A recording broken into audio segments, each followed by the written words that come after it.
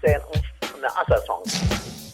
Mike's Daily Podcast. Episode 462. It's Friday, February 8th, 2013, 2 p.m. Pacific Time. Internet talk radio for your imagination.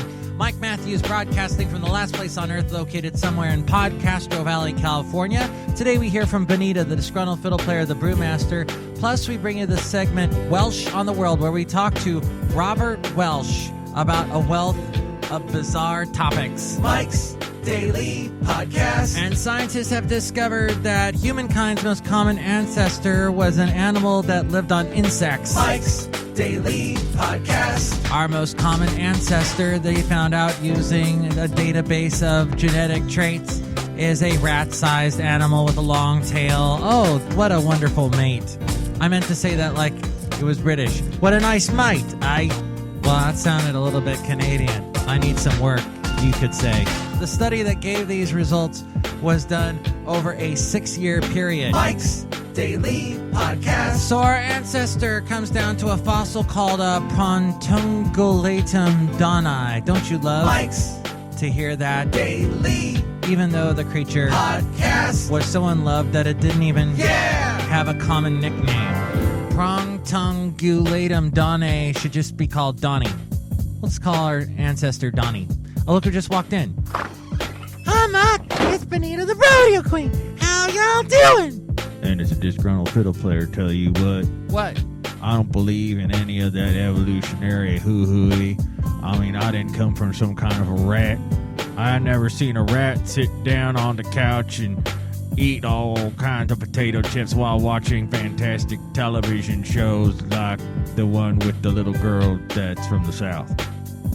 The Honey Boo Boo Girl? Yeah, that one, she's great. I love that show, tell you what. Yeah, while you're at it, you're going to tell us that we can't have our guns. Well, no. But, yeah, no, this is something, that the scientists have found out. Mark, I heard that some paleontologists disagree with the new date that this discovery puts on the rise of placental mammals. Yes, well, that is a paragraph out of this escapistmagazine.com article. Placental mammals? What's that? It's just like what the human women have when they give birth. I'm a human woman. Do I have that? I feel a little uncomfortable answering that question without having an MD at the end of my name. Yeah, this is getting a little personal. Oh, look who else just walked in. Hello there, Mike. I'm Mike the Root Beer. I'm the brewmaster. Oh, boy.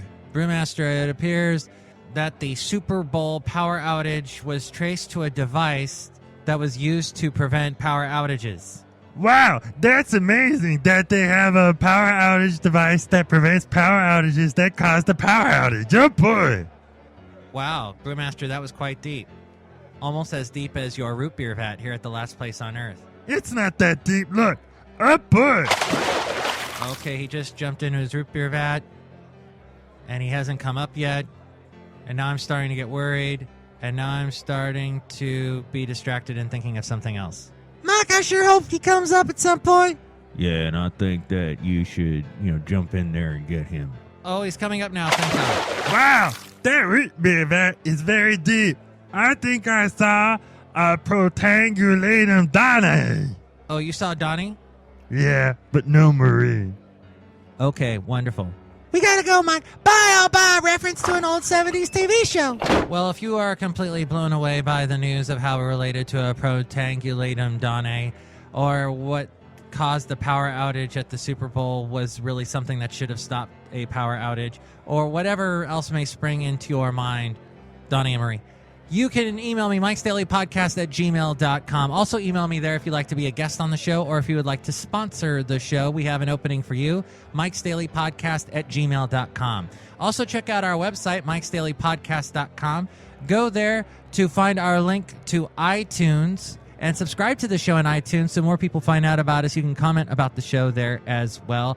And you can also tell your friends about mikesdailypodcast.com, because that's where you can find us on Facebook, Twitter, Yelp, and YouTube. We have links to all of those, as well as to the internet radio station that carries us, a radio station that many a DJ in the Ventura County area worked at one point in their lives. I worked there in my early 20s.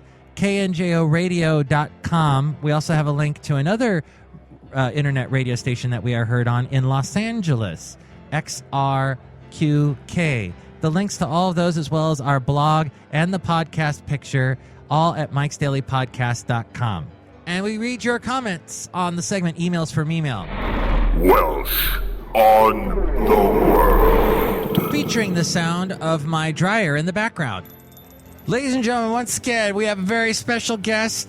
It is the person that I walk my dog with. He's got a dog named Bailey. I have a dog named Basil. His name is Robert Welsh. Thank you, Mike. I'm glad to be here. Robert, what made you decide to come back?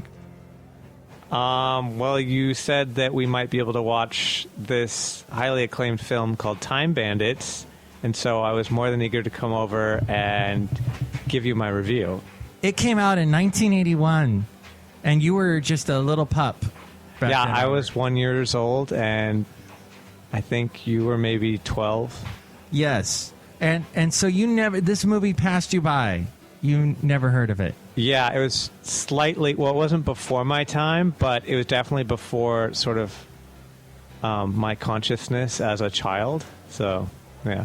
What did you think of it? Now, this movie has Sean Connery, probably the only big name. Shelley Duvall's in it. It was directed by Terry Gilliam, who ended up later doing 12 Monkeys with Brad Pitt and Bruce Willis. Yeah. I would kind of describe it as Willow meets schizophrenia. I mean, it's definitely very comedic and jovial and very, very surprising. You actually sat through the whole thing. I did, and I didn't fall asleep. It was sort of like watching a 2-hour music video. I mean, it just popped. Now, the premise is that it's a kid. He wakes up in the middle of the night, and there's all of a sudden all these little men. Yes, I think they prefer to be called little people. Little people. Yes. And these little people come, and then they whisk him away to their time-traveling adventures. Because they have a map. See, when the Earth was created, apparently it was made... Since it was made in only 7 days, so there was a lot of stuff that didn't get finished, and apparently there are holes in time, and so this map has all the holes in time, and they use the holes to go to different places.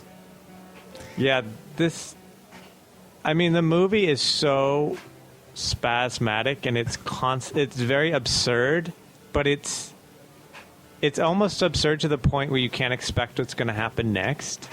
Mm-hmm. And it's borderline B movie, but at the same time, you still are interested in seeing more of it, oddly enough.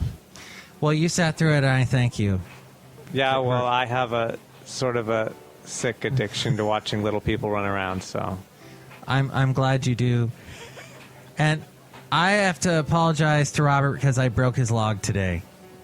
Oh, yeah. I sort of don't want to talk about that. It's very... sensitive subject for me, but I guess we can. We were hiking with our dogs, and there's a log that apparently you have known since you were a kid. Yes. That's out in the wilderness, kind of near us in Podcastro Valley, and I needed to use it to hoist myself up, and I broke it. Yeah, basically there's this log that we used to get up on the embankment from a creek. And I have so many nostalgic memories of me and my friend climbing on the log and jumping up on the embankment and feeling so happy and straddling the log and riding it like a horse, things like this. Innocent childhood memories. Yes. And I broke that damn log. And not only did I break it, I threw it, didn't I? I kind of kicked it. I gave it a 1-2. I kicked your little childhood in the face. Yeah, and I think I might have some sort of post-traumatic stress disorder from this incident. I'm thinking about checking myself into therapy just because it's brought up so many negative emotions for me. I'm sorry, Robert. Well, at least you said sorry. I didn't. Had I known this log meant so much to you, I would. But to me, at the moment, the log was attacking me. The log was the villain, and I had to take charge of the situation and tell the I understand. log who was I boss. understand, but I think our friendship is definitely in jeopardy. But I'm going to do this interview because I'm very professional. And, Excellent. yeah. So we did watch Time Bandits on Netflix, and there was a little issue I had with Netflix tonight. Would you like to tell the people? Yeah, so We're taping this, by the way, on Tuesday evening. yeah, you're trying to bring up Netflix, and then in your frustration, you got up suddenly and somehow tripped over the coffee table and spilt beer all over your dog. And your dog was sort of traumatized from it. You've been traumatizing quite a few people today. I'm a traumatizer. First me with the log, and then the beer with your dog Basil. Yeah, it was a klutzy act, and I knocked it, and he looked mortified, didn't he? He looked kind of Yeah, you'd asked him to come back and lay down, and he wouldn't even do it. He was so shaken. And that was good beer, too. I got it from the Stone Brewery in Escondido. Actually, they sell it at the local Costco. But Escondido is basically not known for anything except for this amazing microbrewery that's down there that makes a beer called Arrogant Bastard. Mm-hmm. And I spilt that beer all over. And now the dog smells like a brewery. Well, you spilt it also over the brand new dog bed. From Costco. And the dog bed looked clean, and you could have licked the beer off the dog bed and not wasted it. But That's instead, true. you chose to just lap it up with a towel. That was ridiculous. What a waste of perfectly good beer. Yeah, this hasn't been a good day for you. In the words of a beer enthusiast that I know, Dow! Beer. Tell us about your website, Robert Welsh, Welsh on the World. Yeah, so I have a new website, and it is called owenwelsh.com. That's OwenWelsh.com. And that's because my artist name is Owen Welsh. You're not Robert Welsh on the No, and I'd prefer you call me Owen from this point on. Welsh on the World. Okay, Owen. Your name's Owen now. Yes, and right now my fascination is watercolor paintings and using gouache. What's And- gouache? Gouache is a type of watercolor. It has more pigment in it, so you can get completely opaque colors, like completely solid looking. And it's more like if you have like a painting that has a lot of dark colors in it, like super dark, close to black, it's much easier to use gouache than to try and get that with, the very light watercolors. Yeah.